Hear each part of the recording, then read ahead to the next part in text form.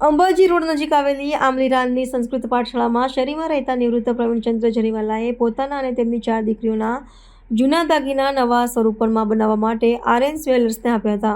આ દાગીનાની કુલ કિંમત ₹20,96,900 થાય છે. વૃદ્ધે જ્વેલરને જે સોનાના દાગીના આપ્યા હતા, જેમાં 4 સોનાની બંગડી, સોનાની સર, સોનાની રુદ્રાક્ષમાળા, 4 દીકરીઓ પાસેથી લીધેલા જૂના દાગીના, દુકાનના માલિક નશીતભાઈ પચગર 1 ગ્રામ દીઠ ₹350 મજૂરી કમિશન લઈને અઠવાડિયાની અંદર નવા દાગીના તૈયાર કરી આપવાનું વચન આપ્યું હતું.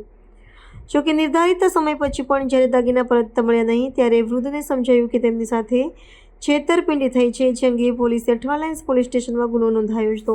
પોલીસ તપાસ દરમિયાન એવું પણ સામે આવ્યું છે કે રીનાબેન યોગેશભાઈ કાપડિયા નામની એક અન્ય ગ્રાહકે પણ 18 કેરેટના 43,410 ગ્રામ સોનાના દાગીના એજ જ્વેલર્સને બનાવવા આપ્યા હતા, જે પરત મળ્યા નથી.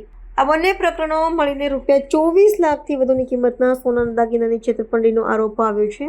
અઠવાલાઇન્સ પોલીસે પ્રવીણચંદ્ર જરીવાલાની ફરિયાદના આધારે આરએન જ્વેલર્સના માલિક નિશિતભાઈ પંચગર સામે ગુનો દાખલ કર્યો છે. ઉલ્લેખનીય છે કે આ વેપારી સામે અગાઉ પણ આવા જ અનેક ગુનાઓ નોંધાયેલા છે. છેતરપિંડીના ગુનામાં પોલીસે નિશિત પંચગરની ધરપકડ કરી વધુ પૂછતાછ હાથ ધરી છે.